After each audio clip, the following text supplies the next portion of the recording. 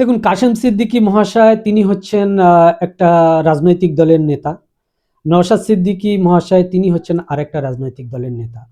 তো রাজনৈতিক দলের নেতৃত্বে একে অপরকে ছোট করার জন্যে, দুর্বল করার জন্যে বিভিন্ন শব্দ প্রয়োগ করে। আর বিশেষ করে যখন একটা রাজনৈতিক দল অন্যের দ্বারা হতাশাগ্রস্ত হয় তখন বিভিন্ন শব্দ বার হয়, যে শব্দগুলো বাস্তবের সঙ্গে মিল থাকে না। তো নওশাদ সিদ্দিকী মহাশয়ের যে ২১ তারিখের যে জনসমাবেশ ছিল, সেখানে বাংলা তথা ভারতবর্ষের বিভিন্ন মানুষ দেখেছে, প্রচুর পরিমাণের লোক সেখানে ছিল। তার মধ্যে আমিও মিডিয়ার মাধ্যম দিয়ে দেখেছি প্রচুর সংখ্যক লোকের উপস্থিতি। কাশেম সিদ্দিকী যে শব্দটা ব্যবহার করেছে, সেখানে পুকুর শব্দ একটা ছোট করে দেখানো হয়। তো আমি বলবো যে কাশেম সিদ্দিকী মহাশয় যে শব্দটা ব্যবহার করেছেন সেটা তিনি মানে রাজনীতির প্ল্যাটফর্মে থেকে এই শব্দ ব্যবহার না করলে ভালো হতো। ওখানে সত্যিকারেরই প্রচুর লোক হয়েছিল।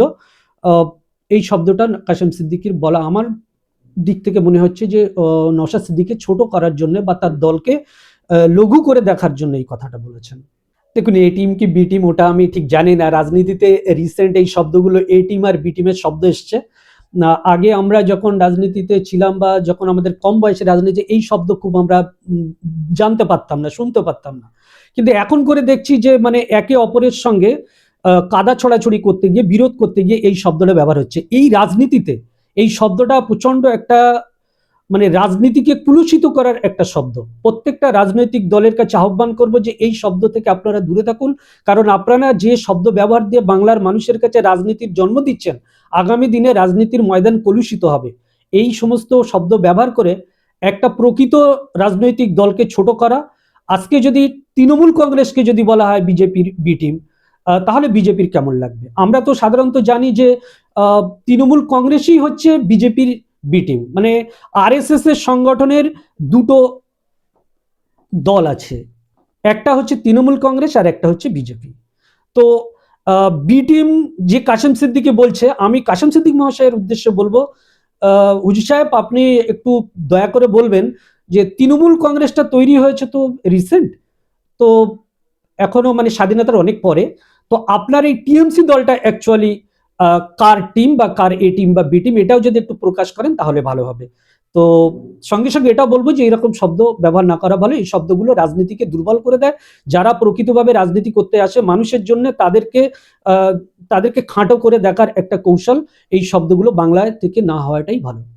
দেখুন, এটা অনেক পুরানো কথা, অনেকদিন আগে এই সমস্ত কথা মিডিয়াতে প্রচুর দিন ধরে চলছে। আসলে অ্যাকচুয়ালি রাজনীতির ময়দানে যখন কোনো মানুষ একটা পদ পেয়ে যায় তখন পিছনের ব্যাকগ্রাউন্ডের অনেক কথা ভুলে যায়। তখন কাশেম সিদ্দিকীর মনে হয়েছিল হয়তো যে তৃণমূলের কেউ যদি মারা যায় তাকে জানাজা পড়া যাবে না। তিনি এরকম একটা শব্দ ব্যবহার করেছিলেন। কিন্তু আমার মন বলছে যে তিনি একটা কোনো বড় পদ নেওয়ার তার একটা আকাঙ্ক্ষা ছিল, ইচ্ছা ছিল যে আমি কোনো একটা বড় পদ পাবো। কারণ তারই বংশের একটা ছেলে, সে যখন অল্প বয়স রাজনীতিতে এসছে, লক্ষ লক্ষ মানুষ তার পিছনে ঘুরছে, তার সঙ্গে সিকিউরিটি গার্ড আছে, সে যেখানে যায় প্রচুর মানুষ তার উপরে ফুলের বর্ষণ করে। এগুলো দেখে কাশেম সিদ্দিকীরও কোনো জায়গায় মনে হয়েছে যে আমি একটু রাজনীতিতে সেরকম কিছু ভোগ করতে চাই। তো সেরকম একটা শব্দ উনি খুব চতুরাইয়ের সঙ্গে এই শব্দটা ব্যবহার করেছিলেন, যাতে করে আমি এমন কোনো শব্দ ব্যবহার করি যে শব্দটা ব্যবহার করলে কোনো একটা রাজনৈতিক দল আমাকে তার দলে টেনে নেওয়ার জন্য আগিয়ে আসবে। এবং তিনি সঠিক শব্দ তখন রাজনীতি করার জন্য ব্যবহার করেছিলেন বলে আমি মনে করছি। তিনি ওই শব্দ ব্যবহার যদি না করতেন তাহলে আজকে তৃণমূল কংগ্রেসের এই বড় পদ তিনি পেতেন না। এই যে বলছে আব্বাস নওশাদের ঘুম হারাম করে দেবে। হারাম হারাম করা করি ওটা তো সময় কথা বলবে। বাংলায় বিভিন্ন রাজনৈতিক দল আছে, সবাই রাজনীতির ময়দানে আসছে। শুধুমাত্র নওশাদ সিদ্দিকী ভাইজানের আইএসএফ দল রাজনীতি করছে তো এমনটা নয়। এবারে বিধানসভায় বেশ অনেকগুলো রাজনৈতিক দল আসছে, আবার নতুন করে কিছু রাজনৈতিক দল আসছে। সেখানে তৃণমূল কংগ্রেস লড়বে, সেখানে বিজেপি লড়বে, সেখানে কংগ্রেস লড়বে, বামফ্রন্ট লড়বে, আইএসএফ লড়বে, সেখানে হুমায়ুন কবির দল লড়বে এবং সঙ্গে সঙ্গে আমাদের একটা ছোট্ট দল এসএসপি পার্টিও লড়বে। তো কোনো একটা রাজনৈতিক দলকে ব্যক্তিগতভাবে তিনি আক্রমণ করছেন বলে আমার মনে হচ্ছে না। আমার মনে হচ্ছে তিনি তার বংশের কোনো একটা লোককে ব্যক্তিগত আক্রমণ করেছেন। দেখুন, সওগাত মোল্লা মহাশয় তিনি বহুত দিনকার একটা রাজনৈতিক নেতা। তার রাজনীতির কেরিয়ার অনেক বড়, লম্বা একটা সময় ধরে তিনি রাজনীতির মাঠে আছেন। তবে ইদানিংকালে দেখছি যে তিনি বিভিন্ন সময় বিভিন্ন বক্তব্য দিন, তিনি ঘন ঘন দল ছেড়ে দেওয়ার কথা বলছেন। এটা কেন? এইরকম শব্দ তো একজন নেতার মুখ দিয়ে আশা করি না। ময়দানে থাকতে হবে, লড়াই চলবে, ভালো মন্দ হবে, চড়াই উতরাই থাকবে। দল ছেড়ে যদি আপনি চলে যান তাহলে এই রাজনৈতিক দল কারা করবে? আপনাদের মধ্যে বিজ্ঞ লোকেদের রাজনীতিতে দরকার আছে। আপনি কেন বারবার দল ছাড়ার কথা বলছেন? দল ছাড়ার কথা বাদ দিয়ে অন্য কথা বলুন। ময়দানে লড়তে হবে, একে অপরের সঙ্গে লড়ুন। আর বাকি যেটা আপনি বললেন, দেখুন কলকাতায় যে জনসভাটা হয়েছিল সেখানে কয়েক লক্ষ জমায়েত আমরা দেখতে পেয়েছি। প্রচুর পরিমাণে লোক সেই মঞ্চ সভাস্থলে ছিল। ভাঙড়ে অত সংখ্যক ভোটারই নেই। যত সংখ্যক লোক ওই বিধান মানে ওখানে ছিল নওশাদ সিদ্দিকী মহাশয়ের যে জনসভায়, সেখানে ভাঙড়ের অত সংখ্যক যখন ভোটারই নেই, তো সেক্ষেত্রে তার থেকে বেশি সংখ্যক মানুষ হবে এই শব্দটা আমি যেন কোথায় গ্রহণ করতে পারলাম না। তবে হ্যাঁ, সম্ভব যদি পশ্চিমবাংলার বিভিন্ন প্রান্ত থেকে যদি মানুষকে নিয়ে আসে তাহলে আহ, জনসমাবেশ ওর থেকে বড় করা যেতে পারে। আপনি কি শওকত মোল্লাকে প্রশংসা করছেন?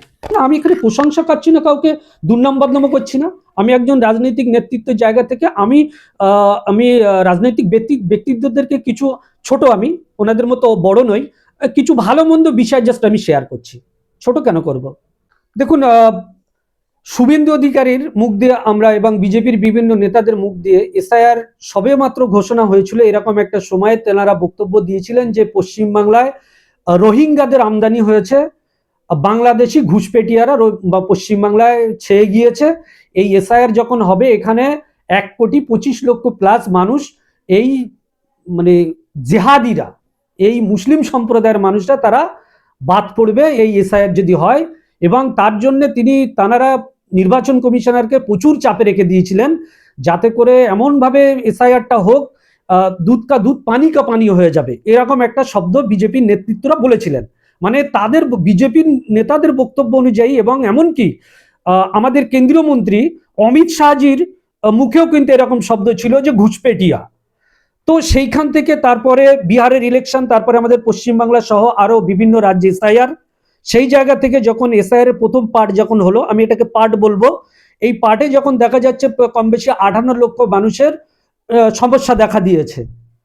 প্রথম একটা নোটিশ এসেছিল, একটা কথা ছিল নির্বাচন কমিশনের যে যাদের 2002 সালে যাদের নাম রয়েছে তাদের কোনো ব্যাপার নেই, এবং তাদের লিঙ্ক দিয়ে অন্য তাদের পরবর্তী প্রজন্ম জেনারেশন যারা আছে তাদের যদি টাচ দিয়ে দেয় তাহলে সেক্ষেত্রে অসুবিধা হবে না। এরকম একটা পরিস্থিতিতে ফার্স্ট রিলিজে ফার্স্ট পার্টে 58 লক্ষ প্লাস। তারপরে যখন দেখছি যে চারিদিকে মিডিয়াতে একটা হই হই রব চলে গেল যে তাহলে বিজেপির নেতারা কেন ওরা জবরদস্তি এরকম কথা বলেছিল, কোথায় সেই রোহিঙ্গা গেল, কোথায় সেই বাংলাদেশি গেল, কোথায় সেই ঘুষপেটিয়া গেল, এই যে বিভিন্ন শব্দ যখনই বার হয়েছে তখন দেখা যাচ্ছে যে আমি এটা সন্দেহ প্রকাশ করছি যে বিজেপির উদ্দেশ্য পূরণ হয়নি। তারা যে বক্তব্য রেখেছিল সেই উদ্দেশ্য কোথাও যেন পূরণ হয়নি।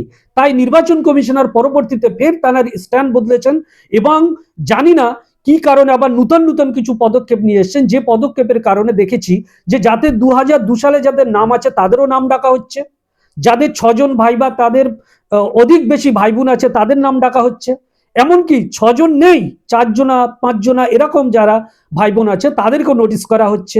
অনেকের দেখা যাচ্ছে নামের বানান ভুল, কারো টাইটেলের ভুল, কারো দেখা যাচ্ছে মহিলাদের ক্ষেত্রে মোসাম্মাদের সমস্যা, বিবি বেগমের সমস্যা, পুরুষদের ক্ষেত্রে দেখা যাচ্ছে মোহাম্মদের সমস্যা, বা বিভিন্ন টাইটেল আগে পরের সমস্যা, এইরকম যেগুলো আছে তাদেরকেও কিন্তু পুনরায় ডাকা হচ্ছে। সব থেকে আশ্চর্যের বিষয় 2002 সালে যাদের নাম আছে তাদেরকে কিন্তু নাম ডাকা হচ্ছে। আর আমি অবাক হচ্ছি যাদের 75, 70, 80 বছর বয়স হয়ে গিয়েছে সেই রকম ব্যক্তিদের পর্যন্ত নাম ডাকা হচ্ছে। তো এইখান থেকে আমার কোথাও যেন মনে হচ্ছে যে নির্বাচন কমিশনার তিনি কিছু ব্যক্তিগত মতামত এখানে প্রয়োগ করে পশ্চিমবাংলায় এসআইআরটা করছেন। তা যদি না হতো সুপ্রিম কোর্টে গিয়ে তারা আঘাত পেতেন না। বিশেষ করে মাধ্যমিক সার্টিফিকেট আর অ্যাডমিটকে নিয়ে যে ঘটনাটা ঘটেছে সেখান থেকে কোথাও আমার মনে হচ্ছে যেন নির্বাচন কমিশনার বিজেপির দ্বারা কোথায় পরিচালিত হচ্ছে, এবং বিজেপিকে খুশি করার জন্য এই পদক্ষেপটা নেওয়া হচ্ছে। আর তারই প্রতিফল স্বরূপ তাদের যে টার্গেট ছিল রোহিঙ্গা ঘুষপেটিয়া তাদের ব্রেনের মধ্যে, সেটা কিন্তু মুসলমানদের উপরে বর্তায়, এবং আমার মনে হচ্ছে সেই কারণে মুসলমানদের উপরেই দেখবেন যে 90%, 95% বা 80% প্লাস বিভিন্ন জায়গায় বিভিন্ন ব্লকে ব্লকে মুসলমানদের নাম আসছে বলে আমি মনে করছি।